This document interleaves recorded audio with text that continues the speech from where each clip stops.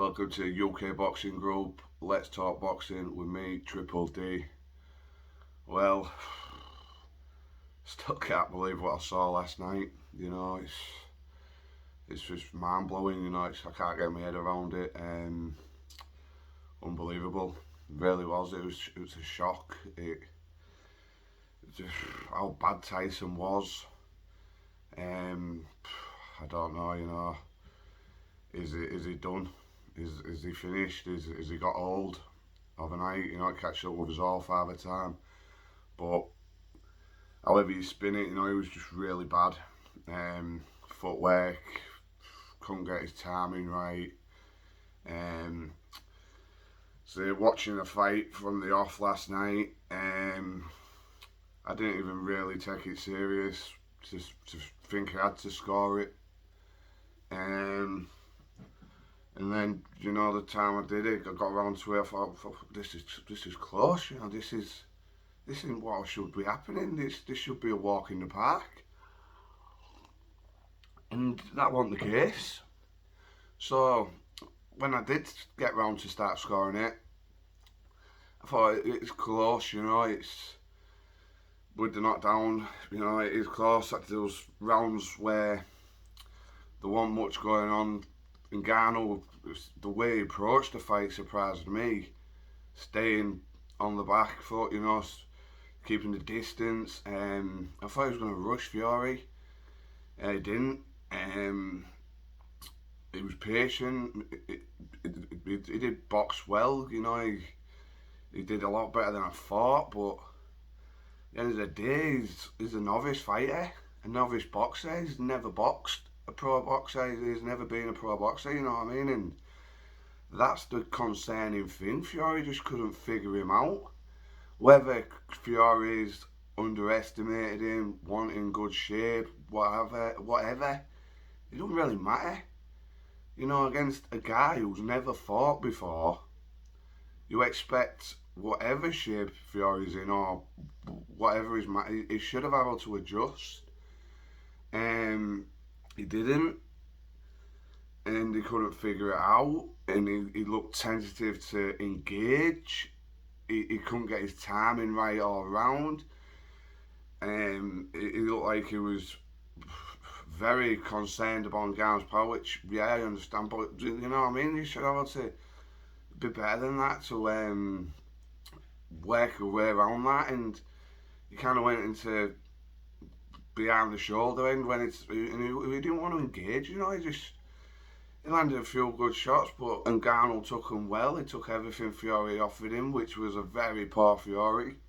Now, the big question is, like I say, was it a bad night at the office? Was Fury underestimated? Did he, have a look in Ngannou? Did he train right? Was he mentally right? Did he, but again, you can't really make an excuse because you're fighting a guy, as I say, who's never boxed as a pro. And, this guy Fury's meant to be, for me, was the best heavyweight on the planet. So, I don't know, I just start sure, we'll have to see him again fight, and maybe it is a case that he's got old overnight. He hasn't fought the best opposition. He's been a bit inactive. I think it's like 18 months ago he fought Dillian Whyte. He looked good in that fight, but Dillian Whyte's fading, so I don't know about that. But Derek Chisora definitely ain't at the level where you're fighting the elite. We all know that. And is it just caught up with Tyson? Because it just looked shocking. It was a really shocking performance, and like I say, I still can't believe it now how bad he was. Is he done? That's the big question. Will he fight Usyk in December? I don't think it'll be December now. I think he'll put it back a bit.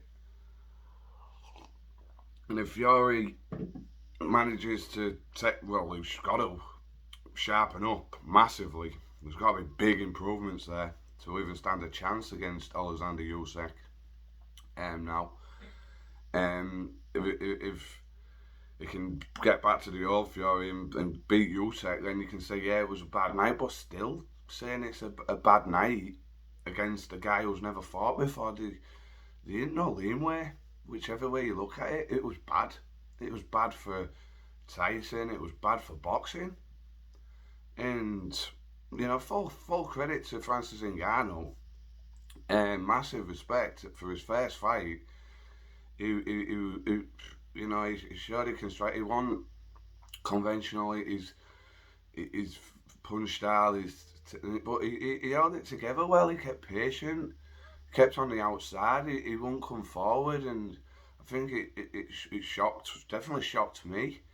And I don't think Tyson expected that. And then once Tyson got knocked down, whether he was a bit off balance or not, he took an heavy shot around the back. Well, not the back of the head, the side of the head. Sorry.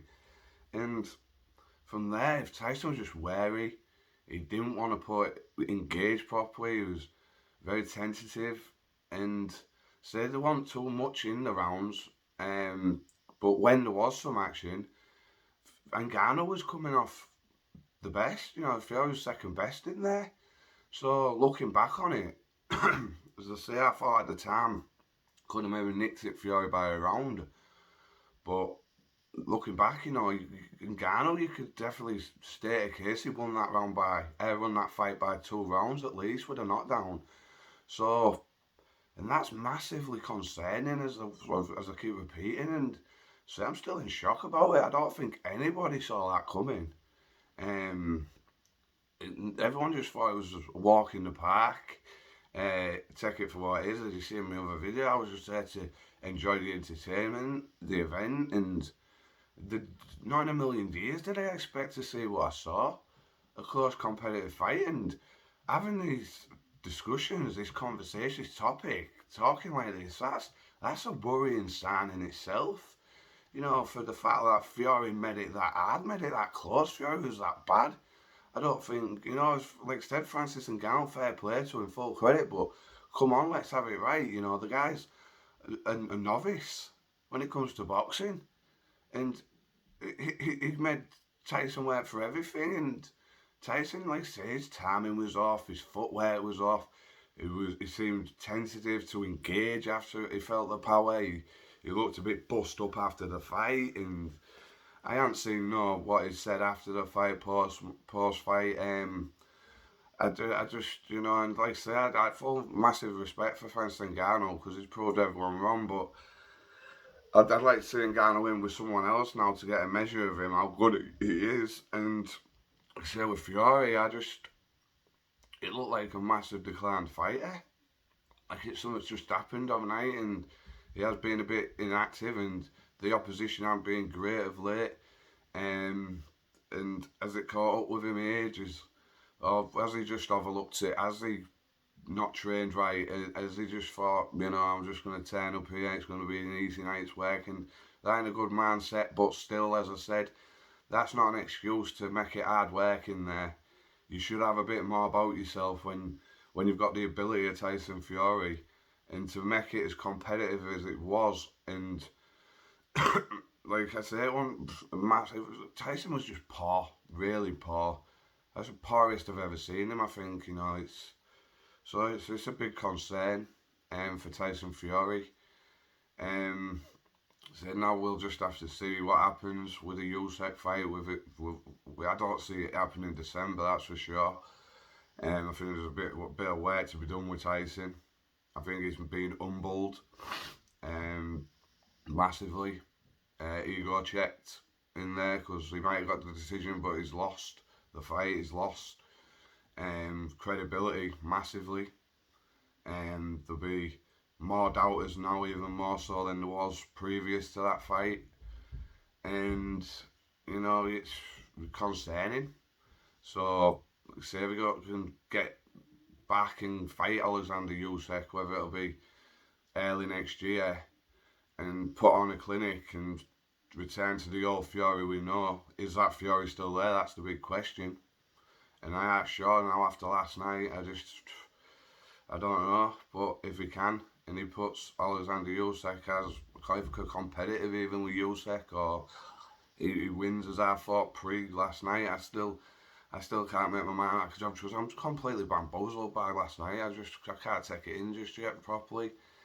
Um, then yeah, you can say that was a really bad night at the office, and something was definitely wrong, something wasn't right. But for me, it could be just a case of Father Time. It catches up with everybody,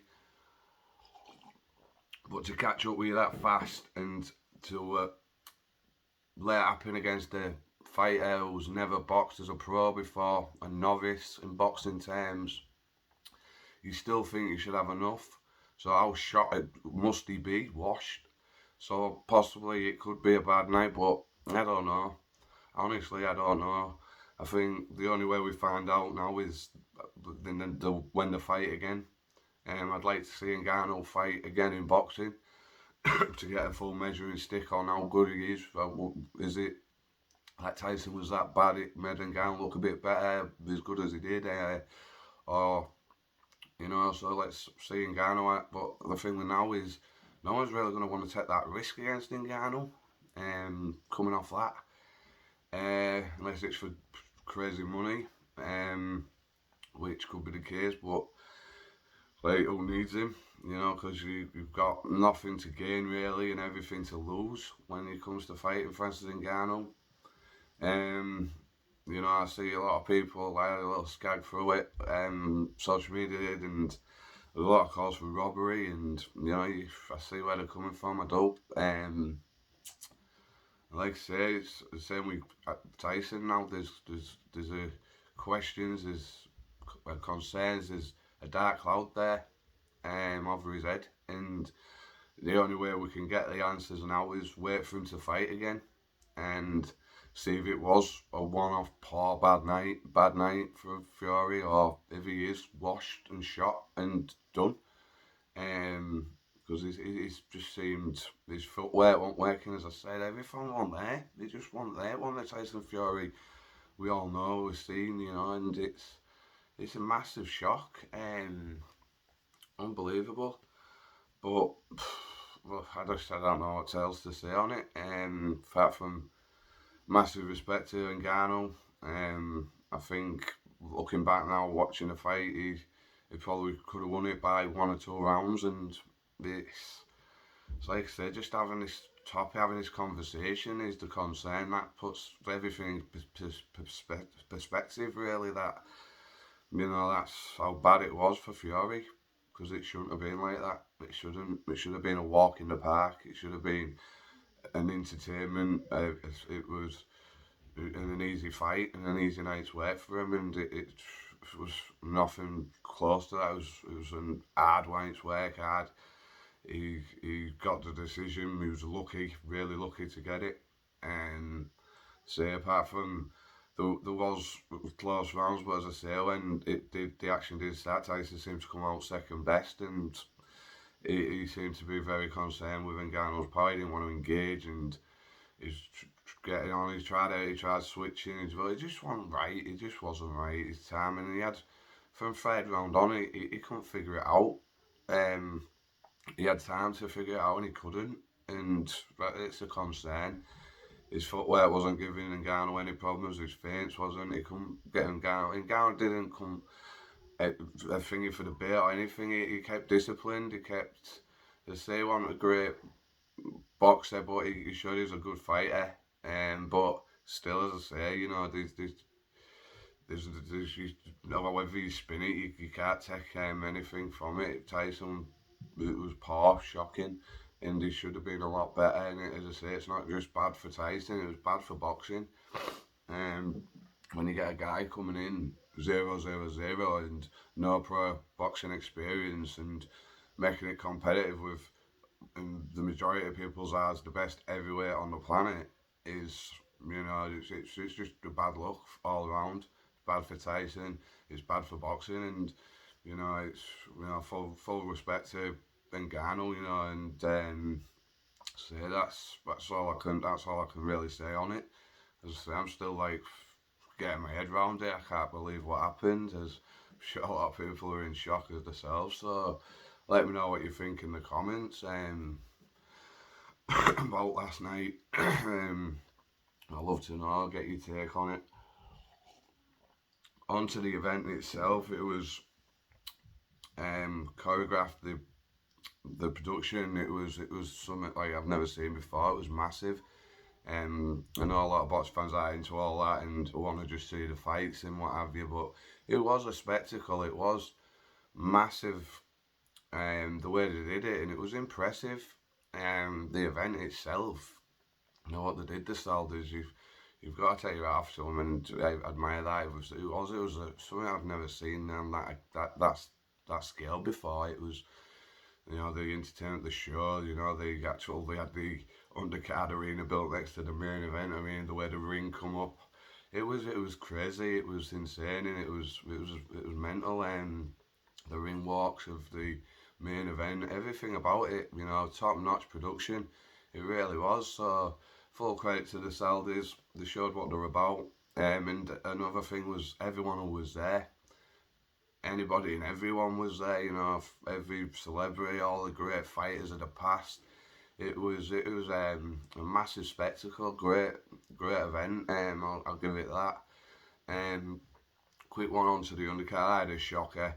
I went for Carlos Takam in my pre-fight predictions on my post video. Um, Bucoli for me, he's still big, he's stiff. Well, he was too big, too stiff, too strong for Takam. Takam, I thought I'd have a bit more about him. I think he tried to mix it with him, but Bucoli is still the first round. It was just static, and then Bucoli, Takam started to get going again, but Bucoli just got him, put him in his place, big shots. I think Takam had a few moments of success, but every time he thought, hey, we've got Takam's going to come on strong, Bucoli just put him in his place and humbled him and used his power and his size. And apparently Bucoli had a back injury, maybe that's why he was as stiff as he was. But I've always thought he was a bit static, a bit stiff, but power-wise, and he's a big man. And he caught Takam, and Takam never seemed to have his legs under him for, I think it was around the third round, and then he caught him with that massive body shot, and that was the beginning of the end, really, there for Takam. And he got him out of there pretty impressively, Bucoli. So I got that one massively wrong. Looking at Takam, his last performance against Yoka, I thought he looked better, but it is what it is. We all get it wrong sometimes. I took a bit of a punt on it, but yeah, I got it massively wrong. And fair play to Bucoli, good win, and he did it in better style than I've seen really anyone else do it. So you got to give Bucoli full credit there. As I said in my previous video, I was a bit concerned with Takam's age and what have you, and maybe I looked into the Yoka fight a bit too much in the performance, but and maybe Yoka, yeah, I don't really rate him massively, but I thought still the performance from Takam in that fight was good enough, and he could maybe get a bit more momentum and experience as well. But his disadvantage, I said, it was his age, and maybe it's just caught to him a bit. And he come up against a bigger, younger, stronger man and a big unit in Bucoli. So, like I say, fair play to Bucoli. Good win, good stoppage, and yeah, good win. On to the other big fight again, which I predicted wrong. We all get it wrong time to time, I'm sure, but I'll hold my hands up. It was Fabio Wardley at Adelaide. I think that was the fight what everybody wanted to see out of it all, and the most anticipated fight, the interesting one of the night because of the needle, the back-to-back, the build-up to it. Both undefeated. The British title on the line, the Commonwealth on the line. Fabio Wardley. It did. It was a competitive fight. I think Wardley's jab impressed me, to be honest. I thought if anyone was going to lead the dance and be the better boxer, it would have been Adelaide. But again, I said in previous video, Wardley had the better resume experience of Adelaide. I just took a gamble on Adelaide. I thought he was a better boxer, but a friend of mine said you can all look good boxer. You can look a good boxer when you're not really facing anybody, and that's true to words. So, I got that one wrong. But like I say, Fabio Wardley, his jab was good. I think it was competitive. There was tight rounds, but I had Wardley winning the rounds. I think maybe give Adelaide 1 or 2 rounds, maybe being generous. But all in all, I think Wardley boxed the better. And the finish alone was very impressive. It was a good left hook and a good right hand, what put him away. It was a long. He stayed on the canvas till 9. He got up, and I think that was it really. Was it a premature stoppage? I don't know. I think he was probably done, but maybe he could have let him go. But he was probably done. Adelaide. It was down on the cards as well, so fair enough, fair stoppage. And so I took a chance on Adelaide, and he come up short. And fair play to Fabio Wardley, he got a good win there, and it was a tough fight because not just the fighter alone, the opposition, the opponent he was facing, but the occasion of it, the event itself. So there was a lot of pressure there on him. He handled it well. He showed himself well, and respect there to Wardley. Um, good win. And Joseph Parker, he did a job as I expected. I thought they'd got a guy in with a good record, but not really much substance to it. And I expected him really to blow this guy out, but you never knew with Joseph Parker. He can make hard work of things, and he got the job done pretty well. Um, and it was a good uppercut to finish that fight off, and he got a good victory. It looked good on paper, but I think that's all it was there for a confidence builder, a guy with a decent looking record, but behind it there wasn't much substance, so it was to be expected. So, but still you've got to do the job, and he did that. So fair play. Maston, I can't say his name, the big Russian dude with a twitch. He looked devastating, but he was in there with not really someone who was on my radar, but he still had to do the job. He looks a big unit, that guy. I'm going to try and pronounce his name, the Russian guy with a twitch. That's as I'll address him as, whether that sounds bad or not, but that's it. He had a big beard, and I'm on about. I've got his night's work done in a round. Great shot, and then stopped him. So yeah, I'd like to see him in there with someone now worthy. Bit better calibre, so see what happens with him. Moses Atome, impressive again, did what he's meant to do, blow people away at this stage, so he goes on and upwards to the next. But all in all, massive shock last night. The main event just blew my mind. I'm still like thinking now, what happened? Was a dream in here? Because it was just that bad. He was that bad, Tyson. It was a shocking performance. And the big question is now to you guys, let me know in the comments, is Tyson Fury finished? Is he done? Or was it just a bad night? And let me know your thoughts and takes on what you're thinking of it. And yeah, that's all, guys. As always, like, share and subscribe. UK Boxing Group, Let's Talk Boxing with me, Triple D. Enjoy your Sunday, guys. Peace out.